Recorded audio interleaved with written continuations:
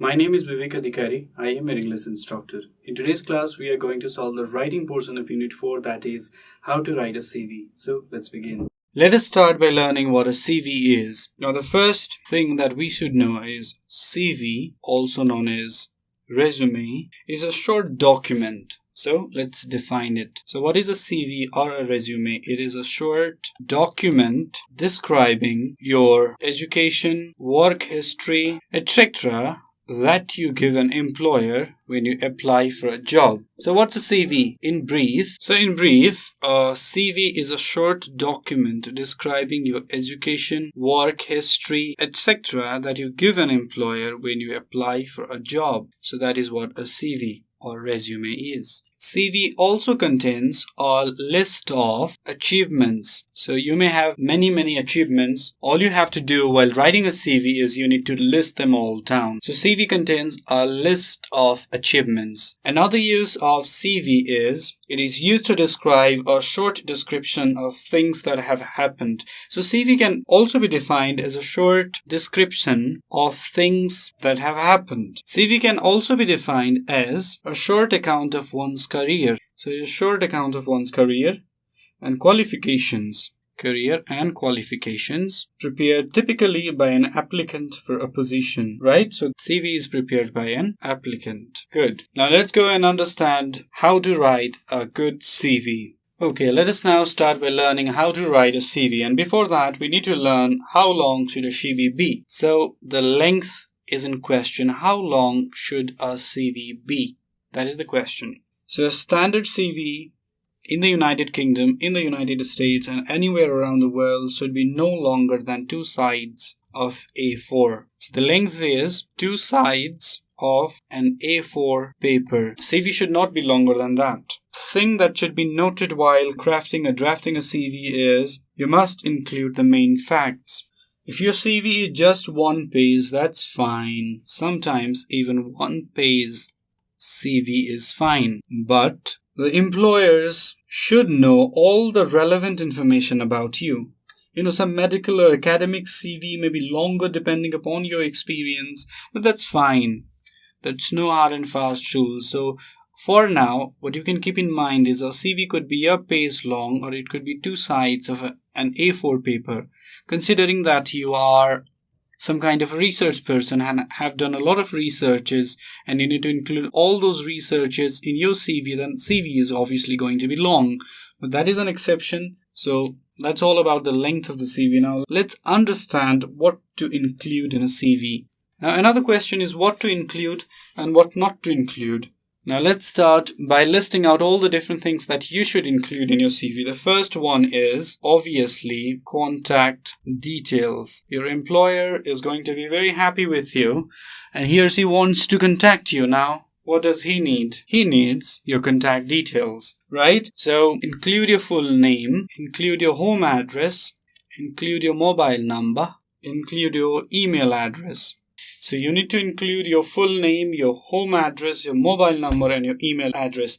You do not need to include your date of birth. So what not to include? Not to include or optional. Date of birth is optional. You don't need to include your date of birth or a photograph. Even a photograph is optional unless and until you are applying for an acting or modeling job, right? Let us now assume that you're not applying for a modeling job or an acting career, so you don't need to mention explicitly your date of birth and you don't need to give any fancy photographs.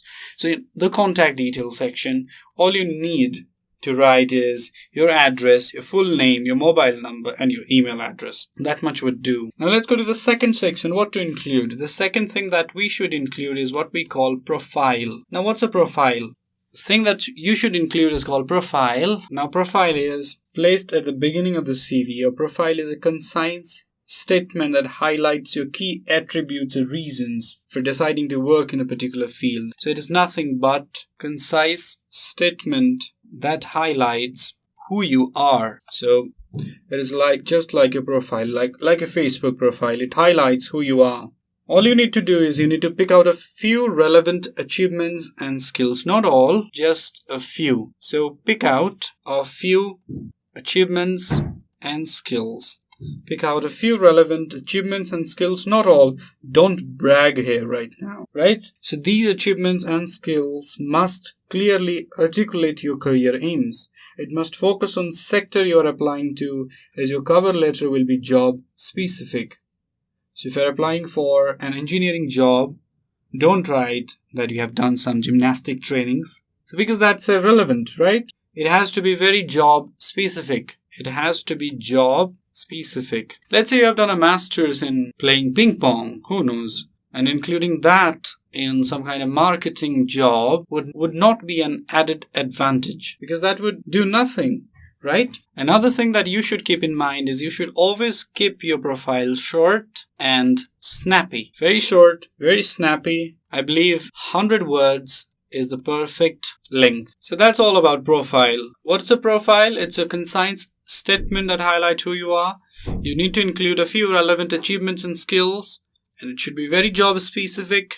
It should be short and snappy, 100 words. That's all. The third thing you should talk about is called education. You need to list and date all previous education, including professional qualifications, placing the most recent first. The first is the most recent.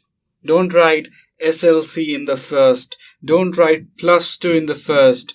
The most recent should be placed first, correct? Placing the most recent first. Supposing that you have done a master's degree in computer science, so you need to write something like this. In 2009, Masters in Computing, 3 Chandra College, I'm writing TC for that, first division. You can even make a table. Afterwards, 2006, BBA, specializing in IT, Nepal Commerce Campus, first division. So this is how you write. It should always be in the descending order. So the first should come first. The fourth thing you should talk about is what we call work experience. You need to list your experience in reverse chronological order, making sure that anything you mention is relevant to the job you're applying for. So it should be relevant. If you have plenty job experience, this section should come before education. Let's say you are very much experienced and you have 15 years of working experience. And this should come before your educational qualification, because your educational qualification is going to be short, while this work experience list is going to be very, very long. But let's imagine that you do not have any work experience. You have just graduated and you are out of your college and you want to, get a head start in finding a job. What you need to do is you need to write that you have gotten some scholarships and you have some working experience as an intern and things like that. So list out all the work experience that you have. Relevant work experience. The fifth one is called skills and achievements, right? This is where you talk about the foreign languages you speak and the IT packages you competently use. Keep this in mind. The skills and achievements should be relevant, not over-exaggerated and to the point. So keep relevant information, not over-exaggerated and to the point. Right? Finally, we have something called interest. Right. Your interests provide a more rounded picture of you and give you something to talk about in the interview. Obviously, when you're shortlisted, you need to go and face the interview. So let's say you are, facing the employer, and employer is asking a lot of pesky questions. Now you need to respond. And these interests, saying things like, I like socializing, going to the cinema and reading is going to be really helpful, because it will give the employer a more rounded picture of you, right? You won't be something like a flat person, because believe me, we humans are not flat creatures. We are rounded. So examples could include writing your own blog if you want to be a journalist, being part of the drama group if you're looking to get into sales. Let's say you are applying to be a journalist and let's say you already blog a bit. So that can be an added advantage. So the whole purpose of this is it will act as an added advantage. So that is the whole idea. Now the last one is what we call references. The last one is references. So this is again optional. You don't always need to provide the references. You can say something like, you can use a catchy phrase and say something like, references available upon request. So you can use this catchy phrase. References available upon request. Right? You don't need to provide the names of the references at this stage because it is considered optional now. Correct? Or you can use some catchy lines like references available upon request, as most employers would assume this to be the case. Correct? So these are the elements of CV. So there are 7 elements. There are 7 elements of CV, and the last one is references. Very good. Finally, I want to give you some tips. First one is use active verbs whenever possible. For example, you could include words like created, analyzed, devised to present yourself as a person who takes the initiative. Second advice is no spelling or grammar mistakes. No spellings or grammar mistakes in your CV. Use a spell checker and enlist a second pair of eyes to check over it. Third one. What's the third one? The third tip is avoid using generic phrases. Avoid using generic phrases like what? Like team player, I'm very hardworking. Hardworking is too generic. Saying multitasker, I'm quite a bit of a multitasker. That does not mean anything. So instead provide real life examples that demonstrate all of these skills. The fourth tip that you should keep in mind is get to know your employer, get to know your company beforehand. So take a look at the company's website, local press, and the job advert to make sure that your CV is targeted to the role and the employer. Some more tips. Decide on the order. So there are 7 elements. Decide on their order. The way I gave you the order is quite correct, but you can even make a little twist and turns. Make a little change. Another advice is professional sounding email. Emails like ilovechickenmama@gmail.com is sadly not acceptable. So professional sounding email, if your name is Rajani Acharya Rajani@yahoo.com or Rajani.acharya@yahoo.com, gmail.com is pretty good. But don't write something like I love watching Sheldon Cooper dance at gmail.com. So that's bad. Another tip, never lie, never exaggerate. Be who you are. So never lie and never exaggerate on your CV or job application. Not only will you demonstrate your dishonesty to a potential employer, but there can be a serious consequence too.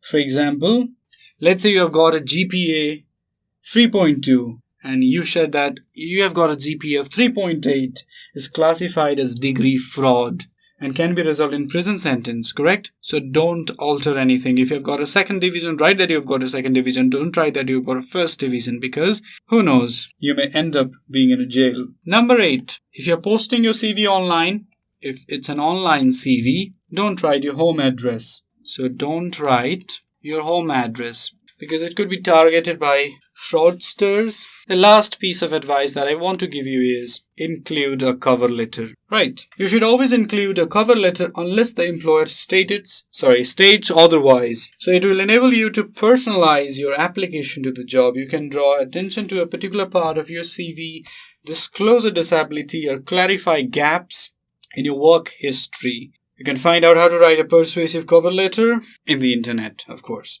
For now, these tips are almost done. I want to give you a homework. There's a sample CV given in the book, so I'm not going to copy everything from the book. This video was meant to give you some ideas on how to write a CV, not, just copy everything that was given in the book and make you memorize those sentences. No. So let's go to the homework section. So there's a homework. Your homework is... Right, this is your homework, pretty easy. Study the given CV from the book and draft a similar one. There's a CV in the name of Rajani Acharya, personal details are given. Profile is also mentioned, 100 words, keep that in mind. Education is given.